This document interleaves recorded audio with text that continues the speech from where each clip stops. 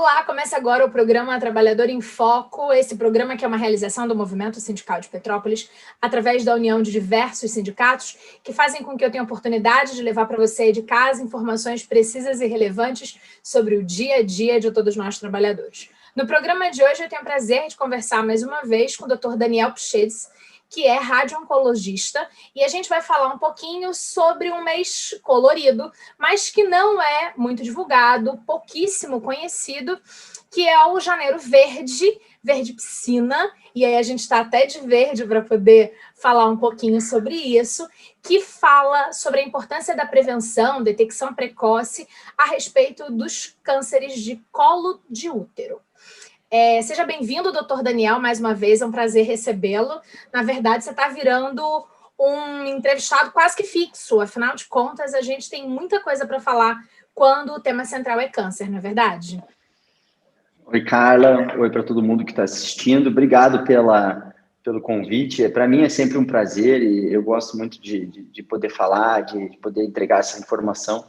Realmente, janeiro é um mês de sol, o mês do verão, o mês que o pessoal esquece um pouco de doença, assim, mas a gente tem o janeiro como o mês da conscientização do câncer de colo uterino, que é um câncer ainda, infelizmente, tão prevalente no Brasil e em outros países subdesenvolvidos, mas de tão fácil diagnóstico e tão fácil cura quando inicial, que merece essa atenção toda. Maravilha. Vamos começar pelo básico. Afinal de contas, o que é o colo do útero? Me explica antes de a gente falar do câncer lá, porque tem coisa que é muito fácil. A mama está visível, a próstata a gente já aprendeu, a pele é super legal. Foram as 3 entrevistas que nós fizemos para o Trabalhador em Foco. Mas, afinal de contas, o que é o colo do útero? Bom, o colo do útero, dá para chamar ele de entrada do útero, né? Então, obviamente que só as mulheres têm um colo de útero, mas ele nada mais é do que o orifício de entrada para o útero no final da vagina. Então, toda mulher tem a vagina, né? A vagina tem uma abertura externa, onde a gente tem, né, as mulheres têm relação sexual, onde ocorre a penetração, e por dentro da vagina, o final desse buraco, entre aspas, é o colo do útero, né? Que é a entrada do útero. Ele tem um aspecto muito parecido com um pêssego, quando você olha de cima para onde tem o cabinho ali da onde ele estava preso na árvore, né? Exato, só que sem o cabinho, né? Então, ele tem uma parte um pouco mais, ele é redondo, uma parte mais arredondada por fora, uma parte mais arredondada por dentro. Ele tem um buraquinho, sim, no meio. Esse buraquinho, durante processos de, por exemplo, gravidez, durante a estímulo sexual, ele aumenta, né? Ele dá espaço, e é por ali que o bebê sai, né? É pelo buraco do colo do útero que o bebê sai do útero. Então, ele é a entrada, mas ele também é a saída do útero. Então, esse é o colo uterino. Perfeito. E, afinal de contas, o que é o câncer do colo do útero? Bom, o câncer de colo uterino, ele é uma neoplasia, né, dessa região na mulher, do colo uterino, e que está muito relacionado a hábitos sexuais e hábitos ambientais, né? Então, a gente descobriu ao longo do tempo que o câncer de colo uterino era causado, na maioria das vezes, por um vírus, né? Um vírus chamado vírus do papiloma humano, que é o vírus chamado de HPV e seus subtipos. É um vírus que está altamente circulando por aí, então não é um vírus que você fica aí preocupado em pegar ou não, igual o coronavírus, mas é um vírus que, ao longo dos anos, vai causando detrimento no DNA e processos neoplásicos que acabam envolvendo aí e desenvolvendo um câncer de colo uterino. Certo. O câncer em si do colo do útero é uma desordem de crescimento das células, igual na próstata, igual na pele, igual no pulmão, igual no cérebro, não deixa de ser um câncer, mas que fica no colo do útero da mulher. É um câncer que está extremamente ligado à promiscuidade, à falta de higiene, à falta de conscientização, a não ir ao médico. Então, isso tudo remete a países mais pobres, países de terceiro mundo. Então, Brasil, Índia, China, países como, por exemplo, África, né, países africanos, eles têm um índice de câncer de colo de útero extremamente alto. Certo. Quando a gente fala de câncer, em via de regra, e eu aprendi isso há muitos anos atrás, há muitos anos, o câncer é uma formação errada de uma célula. Nunca se diz especificamente assim, por que houve aquele tipo de câncer. Posso estar equivocada, esse pode ser um conhecimento raso, talvez seja o conhecimento da população sem conhecimento, sem entendimento científico. Mas, se eu estiver equivocada, me corrija. Você está dizendo para a gente que o câncer de colo de útero tem relação com um vírus específico. Diferente do câncer de mama, que a gente nunca consegue 100% explicar o motivo do início. Estou certa? Estou errada? Fala um pouquinho sobre isso para mim, por gentileza. Com certeza, né? Então, o câncer de colo uterino, ele está muito mesmo ligado ao papilomavírus humano, né? Então, o HPV, os subtipos que são nocivos do HPV, eles acabam causando esse câncer ao longo dos anos, e a gente acaba pegando esse vírus em relações sexuais, em má higiene, etc, etc. Então, o câncer do colo do útero está, sim, extremamente ligado, né, o desenvolvimento dele está extremamente ligado à infecção pelo HPV e a ter o HPV ou não. Certo. Duas coisas que eu acho muito importantes da gente comentar. A primeira delas, vamos falar pela pior. Você falou higiene, e aí eu quero que você me explique como é que uma pessoa pode ter um câncer por falta de higiene. Como é que é isso, doutor? Olha, acredite ou não, existem muitas mulheres que não trocam a calcinha, que não lavam a calcinha, que fazem um pouquinho de xixi na calcinha e deixam isso proliferar, ou então que têm várias relações sexuais e não têm higiene durante elas, né? Então, é lavar mesmo com sabonete a região, a virilha, a vagina, a parte externa. Tudo isso ajuda a desenvolver o HPV. É tão óbvio, é tão claro isso na ciência para nós, que se você for ver o HPV no homem, ele também causa câncer no pênis, né? E aí você vai ver quais são os homens que têm esse tipo de câncer, são os homens que também têm uma higiene mais pobre, ou então que tem aquela pele, né, que fica na glande do pênis, aquela pele que a gente chama de prepúcio, mais avantajada, onde consegue juntar mais sujeira e acaba a higiene seja mais difícil, e quando não é feito, o próprio HPV acaba causando um câncer de pênis, né? Então, a gente percebe que tanto no homem quanto na mulher, a causa é muito parecida, e os acontecimentos acabam sendo meio que naturais, né? Então, a falta de higiene, a proliferação do vírus, o vírus causa o câncer. Ótimo. Então, a gente está falando que uma das formas de prevenção do câncer do colo do útero é lavar bem e de verdade e sempre as partes íntimas e o que encosta nela. Estamos falando de calcinha e estamos falando de cueca, é isso? Claro, com certeza, né? Então, exato, com certeza absoluta. Certo. E aí, na sua fala, a gente já sabe que o HPV é um vírus. Entendendo que um HPV é um vírus e que a gente está no meio de uma pandemia de Covid-19, que também é um vírus, e está todo mundo desesperado por uma coisa que se chama vacina, eu queria que você falasse um pouquinho para o fato de que existe vacina para HPV e que tem um montão de gente que não tomou a vacina. Isso é verdade. A vacina do HPV foi desenvolvida, já tem aí talvez uns 15 ou 20 anos, não sei de cabeça certinho, mas ela entrou no calendário de vacinação, né? Então, os Estados Unidos começaram a colocar isso mais em voga, o Brasil começou a vender apenas no particular, e depois começou a entrar. Hoje a gente tem um protocolo do Ministério da Saúde para as pacientes, tanto homens quanto mulheres, o homem que quiser tomar, a mulher que quiser tomar, mas assim, acima, né, quando início da atividade sexual, então aí dos, acho que 15, eu não tenho certeza do protocolo do Ministério da Saúde, mas eu acho que é acima de 15 anos. Meninas e meninos. Isso, exatamente. Então, é uma idade relativamente nova, onde a vacina, ela consegue prevenir com que o vírus, ele se perpetue dentro do seu... Então, eu tive contato com o HPV. Tudo bem, isso você não consegue evitar, mas eu consigo evitar com que o vírus fique em mim. Então, essa é a grande ideia. E os estudos mostraram que a vacina reduziu a incidência do câncer de colo uterino brutalmente. Então, é realmente muito importante essa vacinação. A vacinação é uma coisa muito inteligente, né? Estou falando do HPV aqui para o colo de útero, mas também para o coronavírus.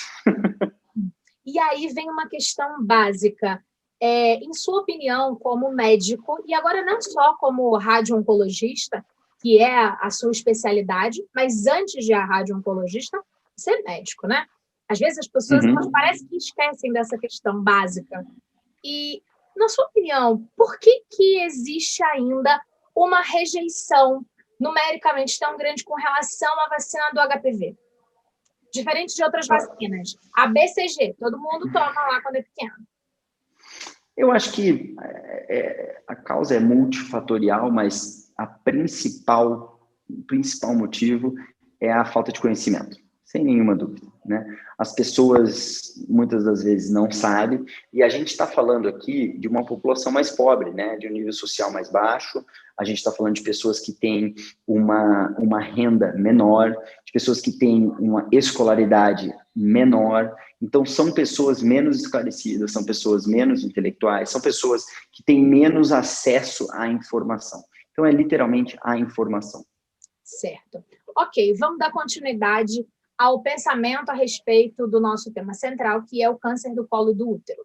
Falamos de higiene e falamos de vacinação. E na minha pesquisa, para esse nosso bate-papo ser interessante, eu descobri que isso é a prevenção primária e que, em seguida, tem uma coisa que chama prevenção secundária, que aí tem a ver com os exames, com o acompanhamento ginecológico. Queria que você explicasse para a gente um pouquinho sobre esse acompanhamento, a importância, para a gente entender melhor. Bom, esse foi o nosso grande advento, né, dos últimos 30, 40 anos no câncer do colo do útero, foi inserir a obrigatoriedade do exame preventivo do câncer de colo de útero para as mulheres, né, que são sexualmente ativas. Então, hoje, no mundo inteiro, acaba sendo obrigatório, dentro do sistema de saúde, que você faça esse exame, né? Então, as mulheres, a partir do início da atividade sexual, acabam indo atrás e sempre com o seu ginecologista, fazendo aquele exame que é o preventivo, o Papa Nicolau, que a gente chama, né? Então, é um exame relativamente inofensivo. Claro que aí você vai me falar assim, pô, não é você que está lá fazendo o exame. Tem muita gente que sente um pouquinho de dor, às vezes tem um pouquinho de sangramento, mas está dentro do esperado, né? É um exame que é pouco invasivo, então é um exame em posição ginecológica, a mulher fica com as pernas para cima, é colocado ali uma espátula para coletar o material do colo uterino, e isso vai para o microscópio, e assim vai sendo todo ano, a cada 6 meses, dependendo do teu risco aí, da tua condição. É um exame extremamente importante, né? Um exame que faz o diagnóstico precoce, e essa é a grande palavra no câncer do colo do útero, né? A gente pode até segurar o vírus na vacina, a gente pode até fazer a limpeza, baixar a promiscuidade, cuidar dos seus parceiros sexuais, mas realmente olhar o colo do útero e dizer que tem ou que não tem, e que quando tem, está no começo, é o principal fator aí que vai mudar a sobrevida depois na doença. Então, o diagnóstico precoce hoje, ele delibera tratamento, ele delibera sobrevida, e isso é maravilhoso, né? Então, a gente viu que fazendo o diagnóstico precoce, muito menos mulheres acabavam indo a óbito por causa de neoplasia de colo de útero. Certo. Quando a gente pensa, então, em câncer de colo do útero, a gente está falando de praticamente higiene, melhorar a higiene vital, tomar a vacina quando está na faixa etária ou buscar a vacinação mesmo que tardia. Terceiro, manter-se acompanhada, né, toda mulher, pelo ginecologista, fazendo periodicamente o exame preventivo, né? E aí, lembrar que no SUS ou em qualquer posto de saúde, até mesmo um enfermeiro já faz a coleta do preventivo. Então, assim, em via de regra, é uma coisa razoavelmente simples. Aí vem a questão. No preventivo, já é diagnosticado o câncer ou é necessário uma biópsia ou alguma coisa similar para a gente falar de diagnóstico? O diagnóstico, ele é feito com o material da coleta no preventivo, né? Então, o câncer de colo de útero, ele, por mais que quando você faz a especuloscopia, né, que é você olhar o colo do útero, você consegue ver o colo do útero, mas você tem que olhar no microscópio para falar que aquilo é um câncer, né? Existem outras entidades que podem acometer o colo do útero, não vamos falar delas, mas a gente tem que pegar esse material e colocar no microscópio, né? Isso não é uma biópsia. Biópsia é você tirar um material dali. Na verdade, isso não deixa de ser uma raspagem, né? Então, se a gente for imaginar que o colo do útero é a minha mão, o Papa Smear, né, que é o preventivo, ele só faz isso no colo do útero e ele entra dentro do orifício e dá uma giradinha. Então, na verdade, não existe uma coleta de material, é simplesmente uma raspagem, né? Isso indo para o microscópio, aí sim, aí tem-se o diagnóstico de tá tudo bem, não tá tudo bem ou tá tudo ruim. Maravilha. Dando continuidade, existem sintomas, porque nós estamos, de forma geral, acostumados com alguns sintomas que denotam alguns tipos de cânceres. Então, assim, se a gente está falando de mama, a gente está falando daqueles bem conhecidos, né? Caroço, inversão do bico, vermelhidão, coceira, câncer de próstata em estadiamento avançado. A gente está falando de faz mais xixi ou menos xixi, e vai, né? Câncer de pele, uma pinta estranha e tal. E no colo do útero, a gente tem algum sintoma que já possa ser preocupante? Temos, né? Então, sintomas que fazem sentido são sintomas que vêm né, do orifício vaginal, então, sangramento vaginal, corrimento vaginal que não para, dor pélvica, dor para fazer sexo, que a gente chama de dispareunia. Então, são sintomas que podem, sim, denotar um câncer do colo do útero. A grande questão é que, na maioria das vezes, o câncer do colo do útero, quando apresenta sintomas, já está em um processo avançado. Então, falando bem a verdade, o câncer do colo do útero acaba sendo assintomático no início. Por isso que o preventivo é tão importante. Você não enxerga nada até que ele já esteja num estágio avançado. Então, fazer o preventivo é muito importante. Perfeito. Quando a gente fala de câncer, a gente, em via de regra, também fala de metástase. Você pode ter um câncer na mama e aí ter um câncer de colo do útero depois, ou vice-versa, um câncer do colo do útero que poderia ser extremamente prevenido com o que a gente já falou, higiene, vacina e preventivo, e ele pode sair de lá, do colo do útero, e ir para outro lugar? Pode sim. Todas as neoplasias, elas são potencialmente metastáticas, né?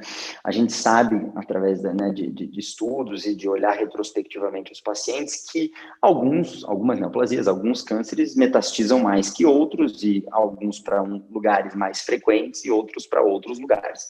Então, o câncer do colo do útero comumente metastiza para lugares próximos dele, então, perto ali da onde é a região da bexiga, no paramétrio, que está do lado do colo do útero, não é muito comum. Agora, casos mais raros podem sim ter acometimento no osso, pode ter acometimento no pulmão, pode ter acometimento do sistema nervoso central, mas é bem menos comum. Não é um câncer famoso por metástases. Certo.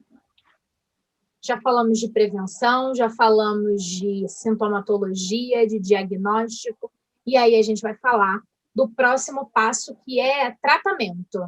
Como é que funciona em via de regra? Quais são os tratamentos possíveis hoje na nossa, tecnologicamente falando, com relação aos cânceres de colo do útero? Então, o tratamento do câncer do colo do útero hoje, ele depende muito de quando você diagnostica, né? Então, um câncer de colo uterino que é diagnosticado precocemente, ele tem tratamentos muito menos invasivos do que um câncer um pouco mais avançado, né? Então, hoje, quando você consegue diagnosticar ele muito cedo no exame preventivo, os tratamentos podem ser simplesmente, às vezes, uma conização, que é uma retirada de um pequeno pedaço do colo do útero, acaba sendo um procedimento simples, feito pela vagina mesmo, relativamente sem problemas. Dá para fazer ablação por laser, dá para fazer crioablação, e assim vai indo. Acaba sendo quase que como tirar uma verruga na pele, né? É uma coisa relativamente tranquila. Historicamente falando, antigamente a gente operava as pacientes que tinham cânceres um pouco mais avançados. E era uma cirurgia extremamente mutilante para a mulher, uma cirurgia grande, uma cirurgia com um alto índice de complexidade, porque o aparelho sexual geniturinário da mulher é um aparelho complexo, né? Então, não é muito simples mexer na pelve da mulher. E tinha muita comorbidade, tinha muito problema. Então, a gente parou de operar quem não tem um câncer que é muito superficial. Então, dependendo do câncer, do estadio do câncer, a grande maioria das vezes a gente acaba fazendo químio e radioterapia, né? A quimioterapia, ela vem como um remédio que vai para o sistema todo, vai para o sangue, vai da cabeça, né, do cabeça até os pés, mas ela serve para evitar com que essa doença esteja se espalhando para outros lugares e que as células vão para o sangue, vá caminhar para outro lugar, mas também para sensibilizar o câncer do colo do útero para receber a bomba da radiação, que é a radioterapia. Então, a radioterapia é um tratamento direcionado na pelve e no colo do útero. É um tratamento que envolve tratar a drenagem, porque é uma região que drena muito, que tem muito sistema linfático. E para finalizar, a gente faz uma radioterapia dentro da vagina, que a gente chama de braquiterapia. Braquiterapia é um procedimento... aquela que só fica assim, igual um raio-x, não, né? A pessoa fica... Não. A braquiterapia, ela é como se fosse uma banana radioativa, né? Então, é um procedimento que necessita que a paciente venha para o serviço de braquiterapia. Ela é relativamente anestesiada, para não precisar ficar sentindo muito incômodo, e a gente coloca dentro, uma sonda dentro do colo uterino e irradia aquele lugar, que é o lugar onde tem a maior chance desse câncer voltar, se um dia ele for voltar. A gente chama isso de um boost, né? A gente faz um complemento. É a cereja do bolo do tratamento da paciente que faz quimio e radioterapia. O bom disso é que as taxas de controle são maravilhosas, né? Então, sobrevida aí para cima de 90%, 92%, e as pacientes acabam respondendo muito bem. Toxicidade é pouca, né? O tratamento traz pouca toxicidade, quando bem feito, claro, mas também é relativamente inofensivo perto do que era a cirurgia antigamente. O paciente sai, às vezes, com uma radiodermite, uma queimadura de pele aqui ou ali, um pouquinho de ardência para fazer xixi, às vezes uma diarreia. A longo prazo é o que mais incomoda as pacientes, né?